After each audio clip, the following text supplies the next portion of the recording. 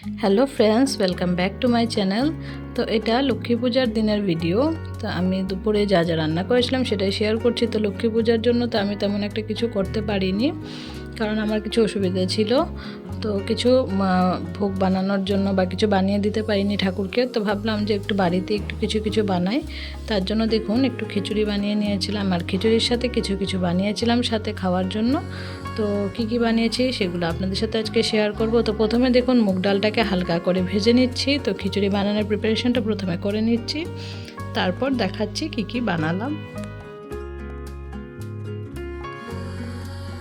তো ডালটা হালকা গোল্ডেন করে ভাজা করে নিয়েছি, একদম হালকা একটা কালার চেঞ্জ হওয়া অবধি।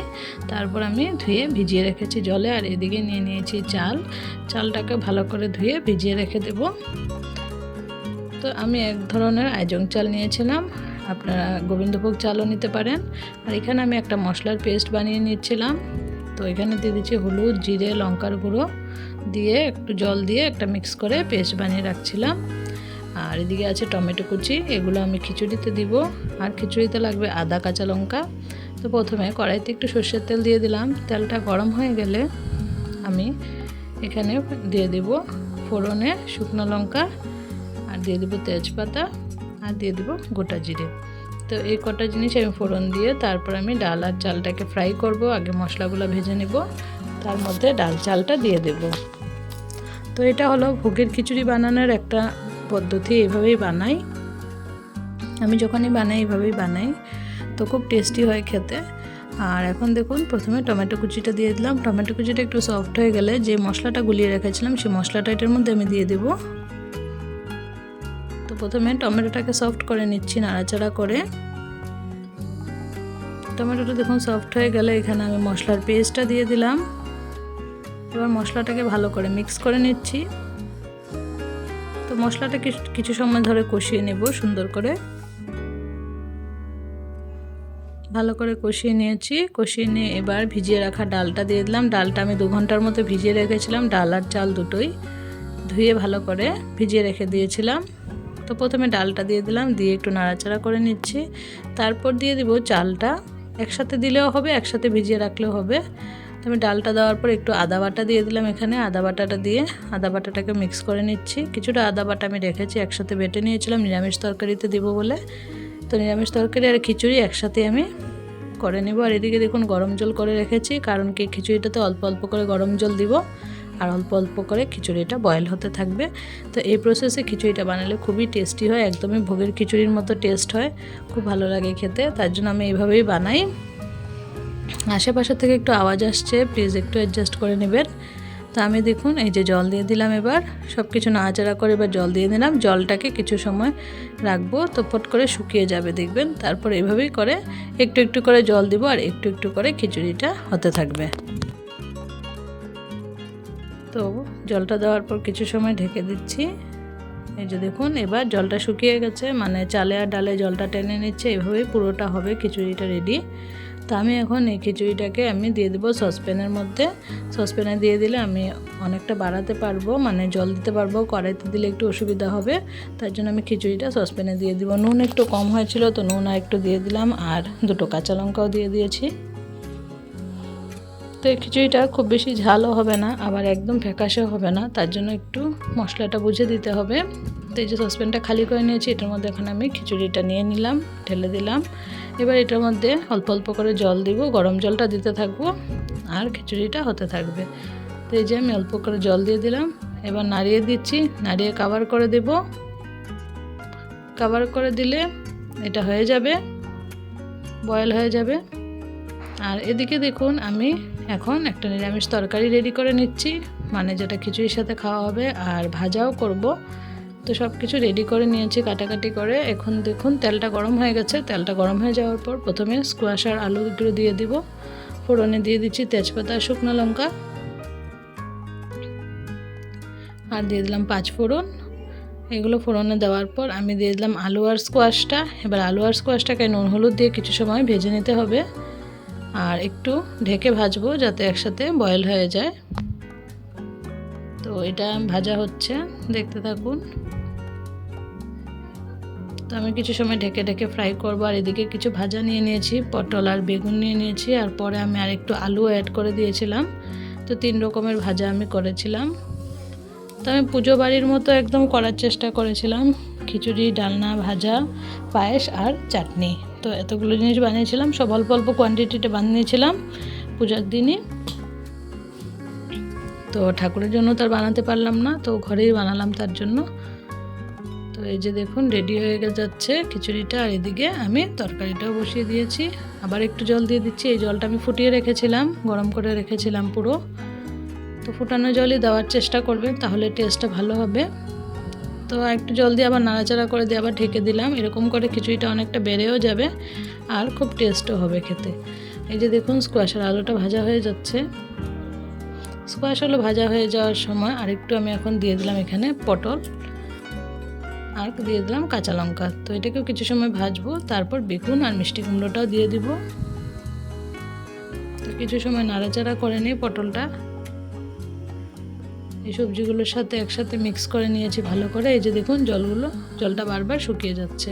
তো জলটা যত শুকোতে থাকবে আরও জল দিতে থাকতে হবে, যতক্ষণ না আমাদের খিচুড়ির কনসিস্টেন্সিটা আমরা পেয়ে যাচ্ছি। মানে খিচুড়ির চাল আর ডালটা আধ ভাঙ্গা হবে, তখন পুরো প্রপার একটা খিচুড়ির টেক্সচারটা আসবে। তো ততটুকু সময় আমাদের ওটাকে কুক করতে হবে খিচুড়িটাকে। তো এখন দেখুন বেগুন আর মিষ্টি কুমড়োটাও দিয়ে দিলাম। এবার বেগুন আর মিষ্টি কুমড়োটাও কিছু সময় ধরে হবে, ঢেকে দিলাম।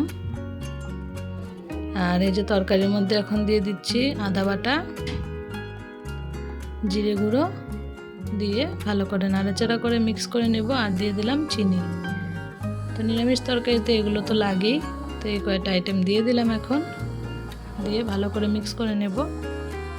তো আমি নিরামিষ তরকারিতে আর জল দেবো না, একটু ড্রাই রাখবো, এরকম শুকনো শুকনো রাখবো। আর সাথে খিচুড়ি, এই যে দেখুন খিচুড়িটা আমার পুরোপুরি হয়েই গেছে, আর কিছু সময় পর নামিয়ে দিতে পারবো। আর এদিকে দেখুন আমার সবজিটা হয়ে গেছে, নামিয়ে রেখে এখানে আমি পায়েস বসিয়ে দিলাম। পায়েসের জন্য দুধ জাল করে নিয়েছি, দুধের মধ্যে এলাচ আর তেজপাতা দিয়ে দিয়েছি, খুবই সাধারণভাবে করেছি। বাদাম আর কিশমিশ আমি অ্যাড করিনি, যা সিম্পলভাবে করেছি। চালটাও দিয়ে দিয়েছি, চাল দিয়ে মিক্স করে এবার চিনি দিয়ে দিয়েছি। যেহেতু অল্প অল্প করে করেছিলাম, খুব টেস্টি হয়েছিল, সবাই বলছিল খুব ভালো হয়েছে বলে। এদিকে পায়েসটাও রেডি হয়ে যাচ্ছে, এদিকে তরকারি রেডি হয়ে গেছে, আর খিচুড়িটাও মোটামুটি রেডি। তো খিচুড়ির মধ্যে আমি এখন দিয়ে দিচ্ছি ঘি। ঘিটা দিলে খিচুড়িটা খুব বেশি মানে সুন্দর হয়, স্মেলটা, ফ্লেভারটা খিচুড়ির। তো তার জন্য আমি খিচুড়িতে দিয়ে দিলাম ঘি। ঘি দিয়ে ভালো করে নাড়াচাড়া করে নিলাম। আর এদিকে দেখুন এবার ভাজাগুলো ভেজে নিচ্ছি। পটলটা দিয়ে দিচ্ছি, পটল, বেগুন আর আলু। তো এগুলো ফ্রাই করে নেব। পটলটা দিয়ে দিলাম, সাইড দিয়ে বেগুনটাও দিয়ে দেবো। আর এই যে আলু নিয়ে নিয়েছি গোল গোল করে, আলুটাকেও কেটে দেবো।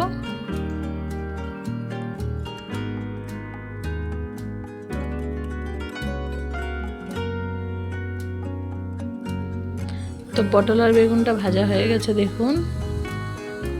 এবার আমি এটা তুলে রেখে আলুগুলো ভেজে নেব। আলুর মধ্যে একটু নুন আর হলুদ মেখে নিয়েছিলাম, এবার আলুগুলোকেও একইভাবে ভেজে নিচ্ছি। তারপর ভাজাগুলো রেডি হয়ে গেল আমার। আর একটু টমেটো বেঁচেছিল, যেটা আমি খিচুড়িতে দিয়েছিলাম, ওটা থেকে একটু টমেটো রেখে দিয়েছিলাম চাটনি বানানোর জন্য। তো সেই টমেটোটা দিয়ে আমি অল্প করে চাটনিও বানিয়ে নিব। দেখুন খুব সুন্দর করে সব কিছু বানিয়ে নিচ্ছি।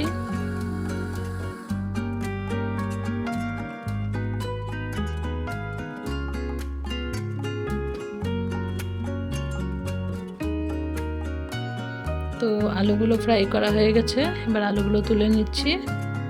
তো এদিকে সব কিছু রেডি হয়ে যাচ্ছে, আর এদিকে খিচুড়িও রেডি আমার পুরোপুরি, দেখুন একদম। তো আমি এরকমই রাখবো খিচুড়িটা, পাতলা। আপনারা চাইলে যদি ঘন খিচুড়ি বানাতে চান তাহলে জলটা একটু কম অ্যাড করলেই হলো।